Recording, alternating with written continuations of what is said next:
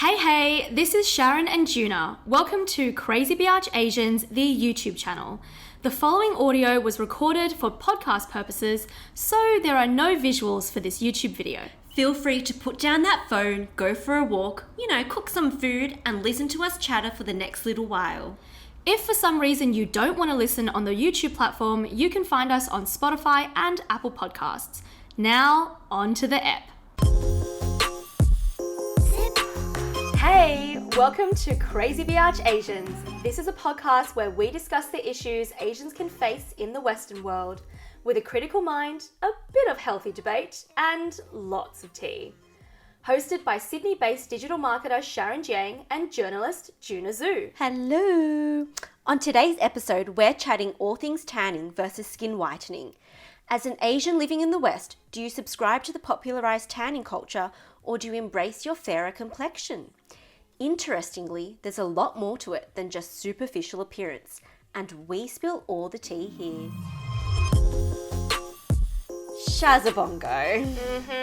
You brought up a really interesting topic the other day when I made a comment about my atrocious fake tan. Oh, God. And it got me thinking. Number one, I'm causing myself an unnecessary dilemma by having to maintain a fake tan that only really looks good for, I'm going to say, the first few days, maybe 2 days. Yeah. And then it starts to wash off in the most unattractive patches. And then there's another dilemma. I also have tan transferring onto my bed sheets, the sofa, and literally everything I touch. Why do I feel the need to change the colour of my skin? It's such an Aussie dilemma, fake tan on your white linen sheets. I'm pretty sure our Aussie audience can definitely relate to this. I mean, you'd think your skin tone is an issue that's only skin deep, but both tanning and the opposite, whitening, have an interesting social meaning behind them. Although on opposing ends of the spectrum, white and tan skin both communicates wealth and health, in inverted commas, in their respective cultures. In the West, tanning represents affluence because it implies a leisurely life. You can jet around and go on holidays. You're basically rich enough to not have to work. You're so right. So Junesies, tell me, is your fake tan trying to imply that you're a lady of leisure? I mean, don't lie, we all know you have a brutal 9 to 5. I might have another life, Shazza. A secret one, apparently. That's interesting because in our research, we found that in the East, whitening also communicates a corresponding concept. A research paper in the Association for Consumer Research says, not only does skin lightness affect perceptions of a woman's beauty, it also affects her marital prospects, job prospects, social status, and earning potential. Wow. So you're basically telling me that the general idea is that skin color and beauty standards are heavily associated with class. Exactly. We actually found another article to support this claim. This is an article from the South China Morning Post that states that dark skin in the East implies you have an overexposure to the sun during manual labor. So basically, light skin says you're affluent and rich enough to hire workers, whereas you can just lounge around inside. Yeah. So both whitening and tanning are social capital in their respective cultures. So Juna, you're half Korean. Yes, I am. Do you want to give some historical examples of what Korea says about white skin? Oh, yes. So in Korea, you have flawless skin that needs to be white jade, no freckles, scars, or imperfections, and this has always been preferred since the first dynasty. Possessing white skin has actually become somewhat of an obsession in Korea, so much so that lightening procedures known as the glutathione injection, or most commonly known as the Beyonce injection, is and remains one of the most popular cosmetic procedures in Korea, year after year. Wow. So glutathione is a substance used to impede the process of pigmentation and therefore lightening the skin. And then you look at K-pop stars, and they're probably one of the world's largest and most influential people, and of course, they're fair-skinned. Yeah. And in many cases, these stars are actually banned from tanning by their entertainment companies. If they tan, they'll get their contract taken away. Are you serious? Yes. That is so brutal. Can you imagine being controlled like that by your agents purely for aesthetic purposes? I'll get my contract taken away Right? ASAP. Literally. I mean, it sounds so trivial, but you're basically you're breaching contract for tanning. So actually, coming from a Chinese background, there is a similar rhetoric for China. Having milk white skin is a symbol of beauty, and some Chinese women used to swallow powdered pearls. Yeah, the stuff that you wear around your necks. Jewelry pearls. Powdered pearls, yeah, pearls. Aye. In the hopes of becoming whiter. So there's an interesting Chinese idiom, 一白遮三丑, which directly translates to one white covers three uglinesses. That is so brutal. Yeah, it sounds kind of poetic, No, brutal. but it's so savage, right? So savage. And from our research, it seems like being white is a beauty standard in Asia. And although it started in traditional Asian values, it is also massively influenced by Western ideologies and colonization. Exactly. As much as being tanned is the current Western standard, there was a time when white skin was actually favoured in the West. So prior to the Industrial Revolution, paleness was the beauty standard. A research paper in the American Journal of Public Health points out that in European literature, there's plenty of evidence that pale skin equaled beauty. So you look at the tales of fair maidens, and this all points to fairer skin. And then during the colonial era, white skin signified purity and dark skin implied villainy. So many Asian countries that were under Western rule for a period of time were actually heavily influenced by Western pale ideals. So you're telling me it was actually quite recently, we're talking modern history, that even the West made the transition from pale is beautiful to tanned is beauty. Yes. So how did that happen? Give us a history Oh lesson. my Gina. god, it's so interesting. So when the 20th century rolled around, the Industrial Revolution occurred, and that's when the Western world did a complete 360. So you have the lower class who began working inside factories, and as a result of this, there was a lack of sunshine, and then they developed the pale complexions. And then simultaneously in the 1920s, you have your high-end publications like Vogue and Harper's Bazaar, and they've targeted populations with high disposable incomes. And they published an abundance of articles written about the popularity of tan skin. So, for example, there was a 1929 issue of Harper's Bazaar, and that article title was, "Shall we gild the lily? There is a technique to a good tan, whether by fair means or fake." Huh. Yes. And then you have your good old Coco Chanel, who was on a trip on a Mediterranean cruise, and as she was disembarking in Cannes, she was papped and she had this beautiful glowing tan, and that set the new precedent of beauty. Thank you, Coco Chanel. That makes a lot of sense. Coco Chanel was very influential in terms of beauty standards. And actually, if we were to go back to that 1929 issue of Harper's Bazaar, as much as the flowery language I don't understand, what is "shall we gild the lily?" I can actually see the second half in a modern article. So the whole, there's a technique to a good tan. That's a very modern title. Yes. Publications are still furthering this idea, and also whether by fair means or fake. In the 20s, they were already thinking about fake tanning. So we kind of already know that there is a massive beauty standard in the West, especially Australia, to be tanned. So when I was growing up, the lifestyle was to go to the beach and lie in the sun in your bikinis. It's now considered stylish to be tanned because it represents a healthy and outdoorsy lifestyle, despite all the research that connects UV exposure to skin cancer. And like the 1929 issue of Harper's Bazaar, where they said, whether by fair means or fake, people nowadays are sidestepping the actual tanning and have turned to fake tanning. Me. Exactly like you. Like me. Like your dilemma in the very beginning. Just label it Juna. Basically, fake tan on the sheets. So get this. The self-tanning industry is valued at $1.45 billion US. That's my money. Basically, you're contributing to a large portion of that. And this was done by the consulting firm Grandview Research. it is predicted to grow with a compound annual growth rate of 5.9% from 2019 to 2025. You're saying that it's just going to keep on growing. Yes, people are buying into that fake tanning stuff. The tan in a bottle. Yeah. Okay, before we go on, I feel like we must put a disclaimer for public health purposes.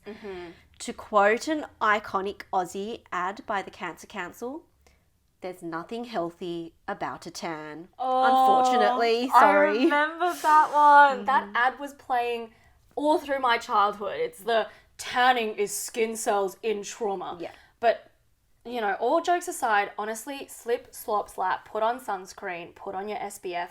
This episode isn't sponsored, but just thought we'd do our due diligence. So, moving on. Yes. Oh, can I talk about my fake tanning products? Yes, go for it, Tuna. Okay, I received a press release from a famous Australian tanning brand, and it said that on average, they have sold $55,000 worth of products per day this year. Whoa. And that just proves how coveted the tanning industry is. Per day. Per day in 2020. That's crazy. I found words like sun-kissed and glowing like a day on Bondi Beach and contour were constantly used to market tanning products. And it is smart because who doesn't want to look like they've just vacationed on one of the world's best beaches or look like they've just spent hours at the gym contouring their abs? Like, I'm sold. Yeah, 100%. And this is a case in the West, but it's also emulated in the East with whitening products too, isn't it? Yeah, absolutely. 100%. So globally, the demand for whiteness is climbing, projected to reach 31.2 billion by 2024, according to market intelligence firm Global Industry Analysts. That's a B with like a A billion. big B. Yeah, $1 billion. And routine skin whitener use is at 40% in China, Malaysia, the Philippines, and South Korea, according to the WHO, the World Health Organization. So you were saying that tanning products generally use sun-kissed, glowing, contour, words like that. Whitening ads also have a similar punch. So they use angelic and soft language, like white is clean, white is pure, brightening, and youthful to hook people in. See, that also hooks me in too. So Yeah, so which one do you go with? Right? I don't know. I mean, despite all the marketing, there are dangers to both sides of this. In the West, there are health risks associated with self-tanning products, and then that has led to a rise in natural and organic self-tanning products now on the market. But then there's exposure to sunlight as well. Unfortunately, just in Australia, around 16,000 people were diagnosed with melanoma in 2018, according to Cancer Australia. Wow. And then they also predicted there'd be approximately 1,400 deaths from skin cancer in 2020. Whoa. And then you have your commercial solariums, which are actually illegal to operate in Australia because of the health risks associated with them. And thank God for that. Thank God they're Thank illegal. God. Yeah. In fact, people who use a solarium before the age of 35 have a 59% greater risk of melanoma than those who don't use them, according to SunSmart. Oh my God. I mean, this can be an episode in and of itself. Yeah. The dangers of tanning and whitening. And we'd be curious to know if you want us to do a follow-up episode just on the dangers of this. Just like how there's dangers to tanning and exposure to the sun, skin whitening products can also be very dangerous. So these products are referred to as skin bleaching and can include creams, soaps, and pills. According to Healthline, there is actually no health benefit to whitening your skin.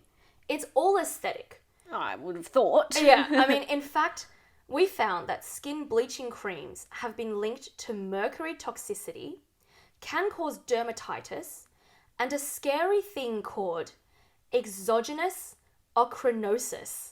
Any scientists, please let me know if I've just butchered that. And it's a skin disorder that causes blue-black pigmentation.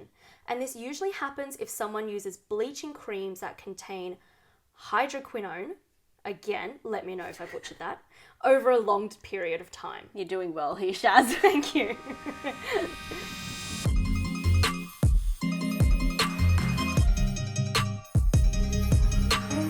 Okay, Junesies, Where's your head at? Do you tan or whiten? What do you want to do now? I am so torn. Thinking back, I don't actually prescribe to one or the other, despite using tanning products most of the time. What I have found though is that I kind of oscillate between wanting to tan and accepting my fair skin tone. And I've noticed that I'm majorly influenced by entertainment and media. Oh, external factors. Yeah. So for example, Okay. if I was to watch Korean dramas and music videos, I won't want to tan. But then when I'm watching American and Australian TV shows and movies, I'm more inclined to tan. Okay. Yes. What about Someone you, is Shazza? easily influenced. I know. I'm easily swayed. I'm easy. What about you, Shaz? I think it's interesting that your decisions are affected by external factors, like TV shows.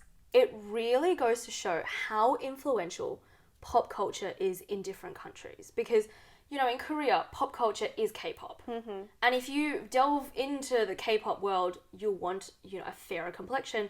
But then say you watch, I don't know, what is some Selling Aussie- Sunset. Selling Sunset. They all have gorgeous tans. And it makes you want to tan. So, personally, as I was growing up, I've always opted for tanning over whitening. And I think that's just because it's the beauty standard in, you know, my host country, Australia. But recently, I had a deep shower thought. As Shazza does. Yes, exactly. I think as everybody does. So for an Asian living in Australia, to choose tanning, is that a subconscious decision to try to assimilate with Aussie culture? I mean, looking pale highlights that you're not truly an Aussie. You are so right. And, you know, I practically live next to the beach. So if I'm pale and I'm walking on the beach, I literally look like an Asian tourist. But I'm an Aussie citizen, like I'm a local, and I want to communicate the fact that I am indeed an Australian. So it's kind of like an immigrant fitting in thing. I cannot believe this. You are so right. Without a doubt, this explains why I favour being tanned over pale so much. I want to fit in and I feel like I belong here when I'm tanned. Yeah. But as much as Australia is such a multicultural country, there's always that question of, do I really blend in here? Absolutely. On to the audience. If you're an Asian living in the West, which beauty standard do you subscribe to? Is it a personal preference? Or is your decision actually sneakily influenced by external factors? And also from our research, it seems to say that tanning and whitening represents wealth. So do we want to portray the fact that we're from a higher socio-economic class to be deemed desirable? Interesting. Ooh. Also, it will be really interesting to see what the power of entertainment has on our mindset. So for example, if I said, Shaz, you only watch Western TV shows and movies for a week, would you be more inclined to tan? And then on the contrary, if I was to only watch Eastern TV shows and movies for a week, would I favour a lighter skin tone? Yeah, that is very true. I'm going to take a guess and say yes. Yeah, I think so too. I think so much of our decisions are influenced by the world around us, by an environment, and, you know, by the beauty standards that are set in that particular country. I'd save so much money. Exactly. Not buying tanning products. And your sheets have to be washed every day. Solution. Okay, so I'm just going to let my skin be because all this tanning and whitening talk is doing my head in. Girl, same. Although, watch me fake tan myself later this week. Oh, God. Okay. Yeah. We love to hear your thoughts on this issue. And if you actually feel pressured to either tan or whiten because of your country's beauty standards, email us at crazybiatchasians@gmail.com or slide into the DMs on Insta at crazybiatchasians. We would love to hear from you. Oh gosh, that was a hot and heavy episode, but in all honesty, I have learnt so much from it all. I definitely agree. We will post all the links to the articles and studies that we've referenced in the show notes below. So if you want further reading, you can explore the topic yourself. And please subscribe to Crazy Biatch Asians on your favourite podcast app. And if you've got a sec, rate and review us on Apple Podcasts so we can keep going. See you all on the Instagram at Crazy Biatch Asians for, not gonna lie, the best Asian memes. Thanks for listening and stay sun safe. Chat soon, gang. Bye.